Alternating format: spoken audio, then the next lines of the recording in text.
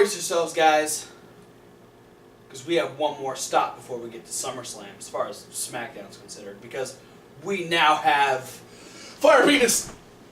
well, Battleground for SmackDown. Oh. Another fucking pay-per-view. Triple H dick. This is Tuesday Night Live. Yeah, no, I was completely unaware that Battleground was a thing until they started talking about it tonight on SmackDown. Well, did you think they were going to let the entire month of July go without a pay-per-view? Well, I thought they're building towards a big pay-per-view. You know, they let like a month go before while they're building up for WrestleMania. I thought that's kind of the new thing, especially. I think that trend's been dead for the last 2 years. Fuck. Woo! And this whole first part of SmackDown was completely unnecessary. Oh yeah. Because we didn't need Daniel Bryan to come out and hype the Money in the Bank match anymore. Nope. We didn't need Carmella to cut the same promo she cut last week. Yeah. We didn't need Daniel Bryan to change his mind and then kick James Ellsworth out of the entire building. That was okay. Because he was already banned from ringside. It was funny watching him run from the security guards. Yeah. That was funny. But the segment itself was completely unnecessary. Yeah. What No, was that's also time filler. What was also unnecessary was the tag team match between the Usos and the Hype Brothers. Hype Bros. Why did I call them brothers? Because most of the match happened during the commercial. Yep.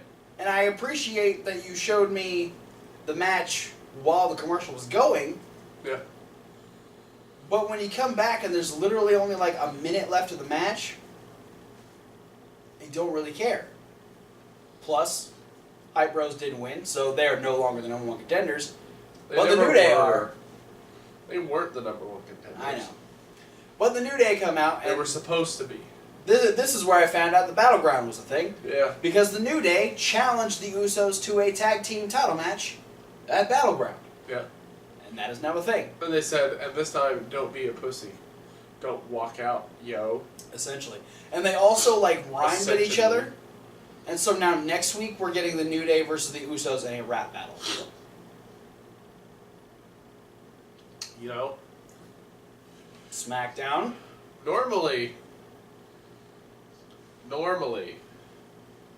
I scoff at things like this. But it's the New Day versus the Usos. And I think this will be a legitimate, entertaining battle of raps. Alright. I'm just warning SmackDown. They're getting very raw right now. And it's scaring me. And that's what happens when the hype gets too hard. Fuck. You get raw. Ugh. Ugh. We I also was had, trying to make the grossest metaphor. congratulations, I think you won. I don't know what you win, but you win. Woo! We had Fashion Vice Under Pressure, where we had the Fashion Police interrogating the Ascension as to why they destroyed the Fashion Police office. And the Ascension's like, it wasn't us, even though we were obviously the ones on the tape. But they did the tape and showed up at Money in the Bank specifically just to get a match on the card. And while the Ascension were in the room, the office in the other room was destroyed once again. So now, it has to be American Alpha.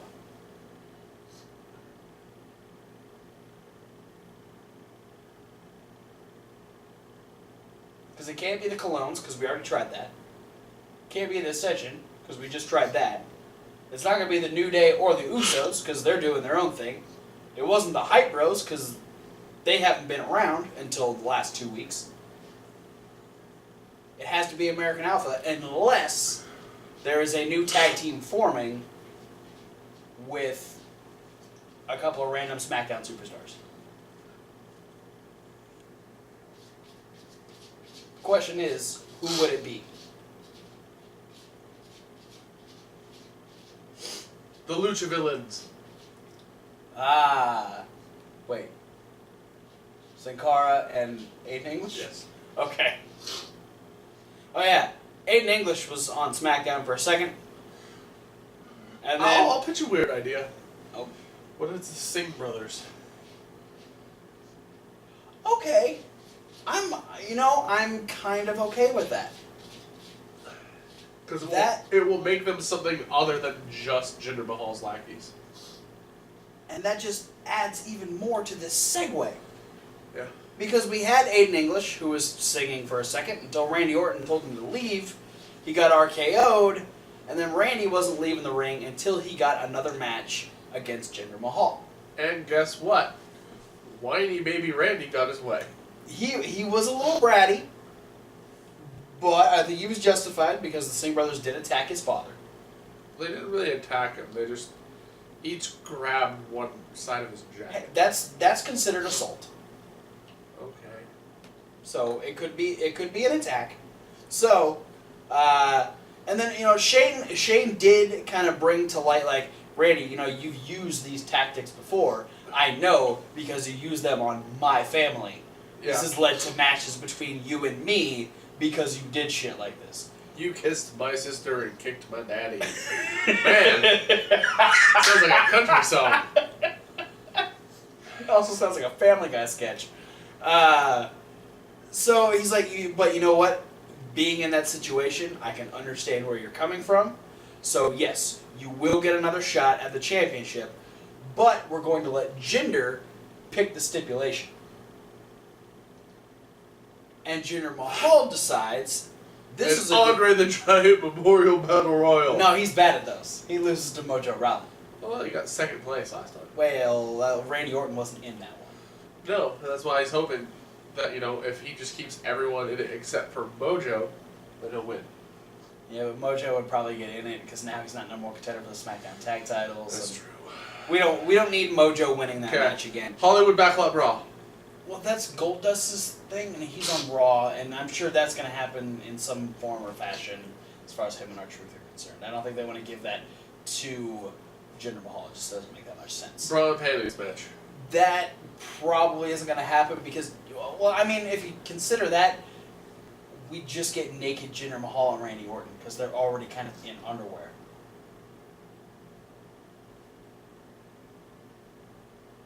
So instead, despite all of those great choices, we're going to bring back the Punjabi prison match. Oh.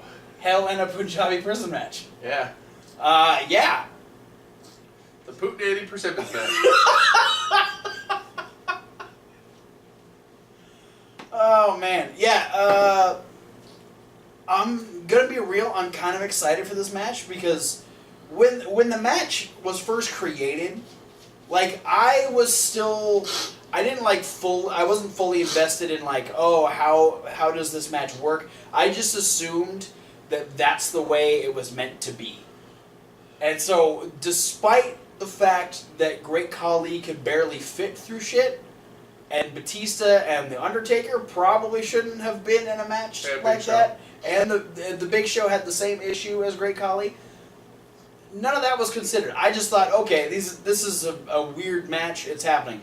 At least Jinder Mahal and Randy Orton are small enough to at least let the idea of the match actually happen in a non-sloppy, just bizarre way. So yeah. I think we're going to get a much better Punjabi prison match out of these two guys as opposed to the other four competitors that were in the other only two matches. So, yeah, the issue that I'm kind of seeing with this right now, though, is I think in particular there was a reason why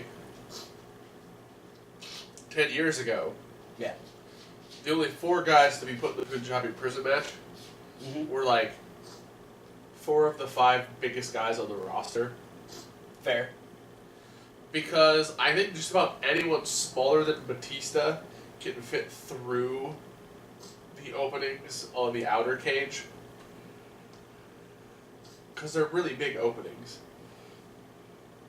Yeah, and I mean, there's nothing wrong with that though. I mean, they could still make it look like they can't fit through. I mean, Yeah. they're not like Randy Orton could probably slither through like a fucking snake, but he's not going to do that because he's the babyface. Jinder Mahal has fairly broad shoulders. I don't think he's going to be fitting himself through there at all.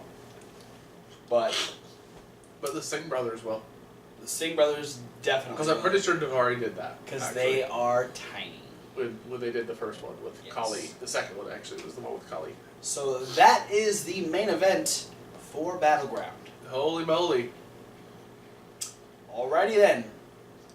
That's what you do when you feel like you're about to host a pay-per-view that's not going to sell as many tickets as you hope.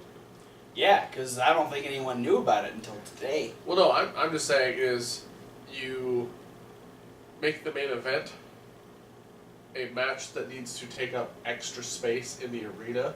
Oh, good point. So you don't have as many floor seats that you have to sell. Never thought about it that way. I don't know where Battleground is, so I don't know if it's a slightly larger arena or not, but whatever. That is going to happen. It's true. We also had a return match for the Women's Championship where Naomi made Lana look like garbage. I don't think she made Lana look like garbage. I mean, the match was less than 5 minutes long. No, the match was less than like 3 minutes long. I don't think it made either of them look like garbage. I just think it made the championship. Granted, this isn't nearly as epic of a storyline as what's going on with the Money in the Bank storyline, but it made this to me made it feel like the championship itself is second fiddle to the people who are trying to earn a number one contenders match. Because this was a match that would have happened on Monday Night Raw 5 years ago. Yeah. Where they're like, we need time for the main event. Women's championship match, you get 2 minutes. Yeah. And for me, it was like, because, you know, Lana got her shit in right away. Yeah. But a little bit. You know, it's that thing. It's like 3 steps forward, 2 steps back. We don't need. If you're gonna give the match 3 minutes, don't fucking make it for the championship. Yeah. Because you're demeaning your belt. Yeah. Speaking of belts, AJ wants another shot at Kevin Owens' United States Championship. So next week we're going to have an Independence Day Battle Royal to see who will face Kevin Owens for the United States title at Battleground. AJ better hope Luke Harper's not in this Battle Royal. Oh shit. The Kanellises showed up to express their love and get interrupted by Sami Zayn. Who I'm pretty sure actually apologized. Yeah. He looked back and realized that they were still there and went, "Oh, sorry, I have a match. I'm sorry," and just went to the ring. And yeah, Maria was not too happy. Mike was just kind of there. Yeah, Mike didn't really have anything to say. Maria was mad though. I wish, character choice wise, that Sammy would have tried to grab their hands and put their hands back together. Like tries to fix the situation. Yeah. That would have been great. But he went into a match against Baron Corbin, which was a great match. This, I will be honest, is one of my favorite Baron Corbin one-on-one matches. Yeah, no, they hauled off on each other. This was another great thing because they let us see this match during the commercial as well. And there were a lot of good moments. And then when they came back and the audio was back, there was a lot of really good hard hits from both guys.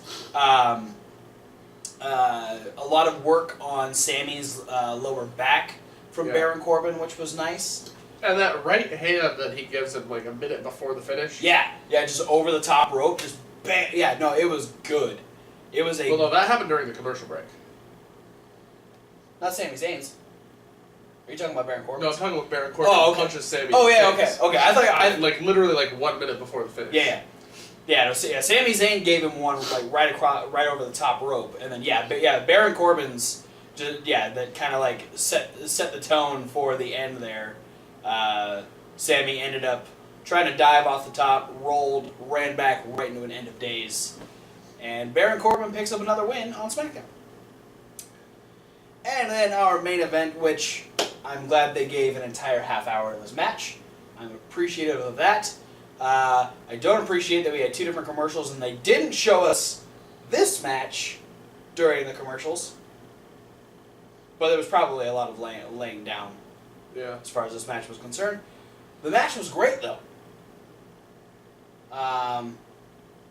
There were a couple of awkward spots.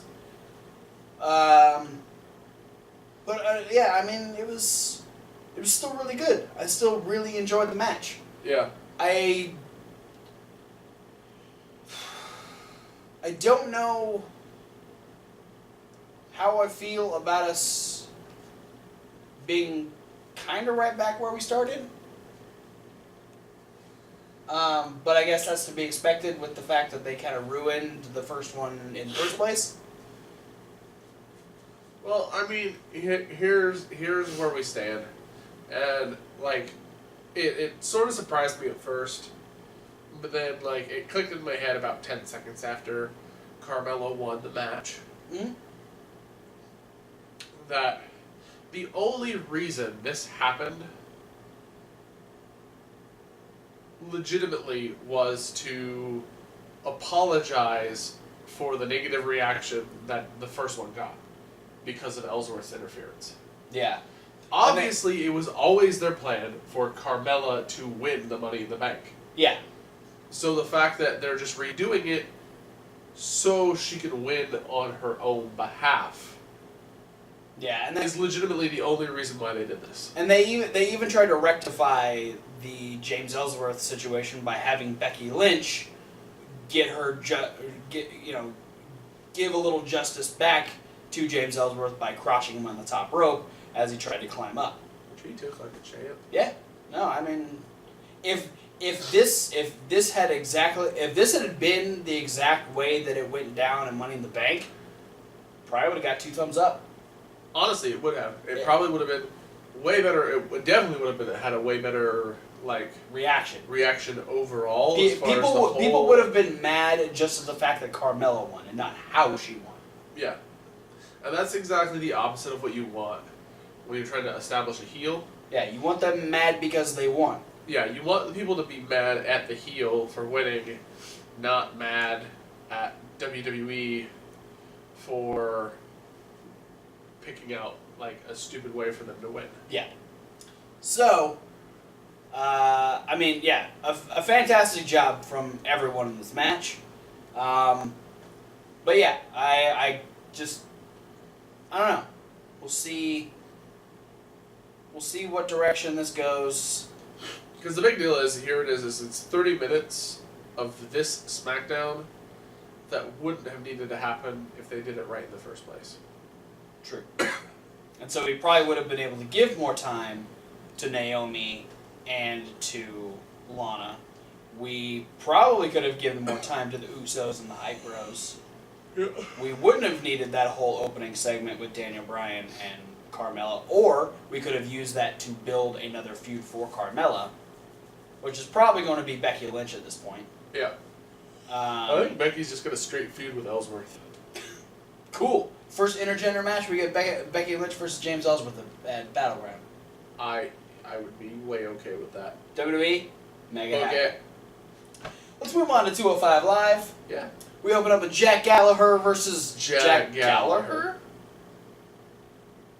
The Jack Gallagher. The Jack Gallagher. Brian Kendrick decided to cosplay as Jack Gallagher on 205 Live this week to prove to Jack Gallagher that every week when he comes out with his umbrella and his mustache and his comb over and his everything, that he's stupid. He's a joke. And so, what do you do to jokes? You beat him up with an umbrella, apparently. Yeah. And then you hurl the broken umbrella at the crowd. You rain on their parade. Yeah, Jack Gallagher won by disqualification. They fought around for a little bit before Kendrick just didn't give a fuck, and he just beat the shit out of Jack Gallagher with 2 umbrellas, one of which he threw out into the crowd. So yeah, one of them was obviously William III. Yes. But the other one was the William III. Yeah. Oh boy. Yeah. So we're gonna start a thing between Kendrick and Gallagher. I'm okay with that. I am as well. Or if this just happens to be a segue into Brian Kendrick working a gimmick where he just dresses up as all the people he's wrestling, so he can tear them down and tell them all why they're inferior. I could also be okay with that. We'll see what happens. I want to see him try and replicate Rich Swann's entrance. I'm just saying. But not Rich Swann's look. I mean, he could do the sparkle jacket. That's fine. I'm referring to the fact that we don't need Brian Kendrick in blackface. Oh. We don't need that. Yeah. WWE just had a situation where the N-word was said twice on Monday Night Raw. We don't need 205 Live going to blackface. Well, it is part of the Raw brand, so... Well, moving on. Is high flying something that Drew can't do? Oh, he can do it. I mean, he tried. But Mustafa Ali brought this question to us. Is that the reason why Drew Gulak is so for a better 205 Live? Yeah. Is because he can't do the high-flying moves. I think this would have been a lot better suited. I mean, I know, granted, before the Drew 05 Live campaign started, Drew was kind of off TV for a few weeks. Yeah. While they were getting ready to revamp the character. Mm-hmm. But I just think this would have been a lot better had we have never, if the entire time talking about all the way from the Cruiserweight Classic until now, if we had never seen Drew Gulak dive and or do a move off the ropes, Yeah. it would have been a lot better, but we've already seen him actually do high-flying moves. Yeah. So, I mean, it's a nice try. Yeah. And it was a good advancement in the storyline. And it was a great moment for Drew Gulak. Yeah. Because him and Mustafa these two have fantastic chemistry. I love their matches. Their matches are so much fun to watch. They play off each other really well. But then you get that moment where Mustafa is down, Drew's kind of on the rope, and Mustafa was trying to set up for a superplex. Yeah, and so he knocks Mustafa off, and he starts to climb down. Then he realizes where he's at, and so then he puts his foot back up on the second rope, and then he puts one foot up on the top rope, and he's his legs get super shaky. yeah, his knees start wobbling. He's like, I can do this, and he gets up to the top, does the super fly, and goes for the splash, and Mustafa is not there anymore. No water. Gulak gets nothing but the canvas, and then gets rolled into a crucifix pin, and Mustafa Ali picks up another win over Drew Gulak. So, and Drew tried to swerve the fact that the last time Mustafa beat him, he's like, yeah, he's just further proving my point that these you don't need to do these show off moves. You don't need to do these high fly moves to win matches. And so I feel like Mustafa just kind of shot himself in the foot again, because he's like, this is even more proof. I did a high flying move and I lost. You did a ground move and you won. Yeah, no, little do we know that Mustafa Ali has actually been working with Drew this whole time. Oh, it's a ruse. Yeah. I get it. Oh, shit. It's a Drew's Gulak. Mustafa Ali. Yeah, see? It's in the name, It man. works. It's in the name. It's in both their names. Drew Staffa. That's their tag name. Oh, boy. All right. So, we're still doing Noam Dar versus Cedric Alexander. We're just adding Arya Daivari in it now. Yeah. Dar apologizes to Daivari for throwing his bag in the river last week. And Daivari's like, it's all cool. Smashes Dar's phone against the wall. Yeah, except you owe me. And so, we have Ari Daivari versus Cedric Alexander. Fantastic match, which is eventually interrupted, sort of, by Noam Dar. Yeah. Who attempted interruption. Yeah, distracts Cedric once. He kept getting hit, though. Yeah, he gets knocked down once. Cedric kind of gets back into it, and then Cedric's about to like finish the match. Noam Dar gets up again. He goes over, punches Dar in the face one more time, knocks him down, only to turn around and get hit with the. Does he have a name for that lariat? No, I was trying to make one off. I can see the wheels turning. I have nothing for Daivari. His little like short arm lariat that he does. It's a hammerlock closing. It's the Welcome to Chicago. Sure. CM Punk used to do it. Oh, he did. Yeah, he did. It's called the Welcome to Chicago, I think. All right. On the Indies, it was the Welcome to Chicago, motherfucker. But well, I don't think Daivari's going to call it the Welcome to Chicago. No, Welcome to Minneapolis. Welcome to Minneapolis, motherfucker. So Ari Daivari does pick up a win over Cedric Alexander. We have a post-match attack from Noam Dar, and then Noam Dar says we're done. Yeah, they're not done. I just thought like next week, like Dodge will be like, "What is your take on Noam Dar's attack last week?" And she holds the microphone over, and Cedric Alexander just goes to go. I'm just glad we're done. And walk away. He said we're done, so bye. Cool. It's worth the beatdown was worth it. Yeah, I'm over it. I'll take it as long as I don't have to deal with him or Alicia Fox ever again. Oh, then we close out our show with Neville. Yeah. Again.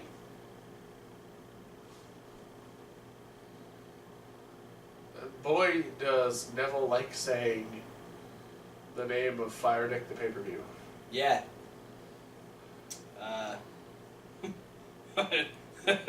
Great balls. Yeah. Yeah. I mean, I like Neville's promos, but when they happen every other week to finish 205 Live, But he's the king, so he's got to have his like bi-weekly decrees. that's okay. Well, Tozawa came out and ruined this one. Yeah. No. Apparently, we're now just finding out that harsh vowel sounds is actually Neville's weakness. Wait, how's that? Because did you not see the way he flipped out when Tozawa? All Tozawa had to do was say ah. Ah. Yeah.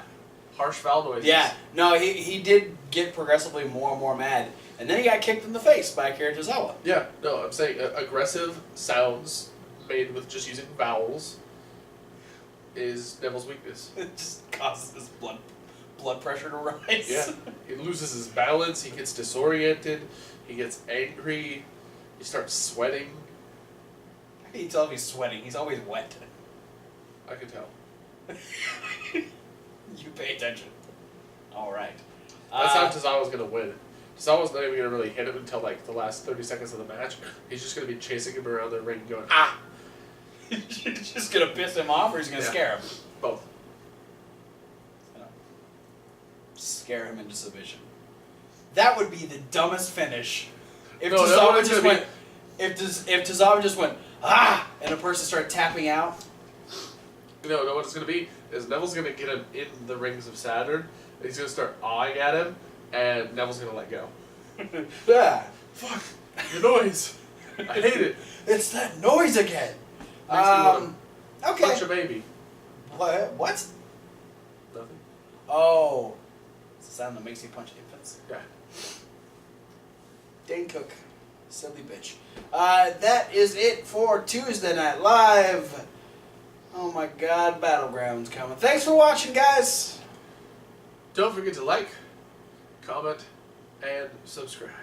Click the links down in the description, There are a lot of links. including the podcast, That is the link that says SoundCloud. and also Reasonable Wrestling Fans. That is reasonable with a W. Like wrestling. Where you can get extra videos, pay-per-view punishments, the Hawktail Hour, Fantasy Warfare, What Colt's Wondering, and other things. Pizza coming soon. Yeah. Thanks Hopefully for watching, not guys. disgusting, because I have to eat it. We'll see you at whatever video you decide to watch next.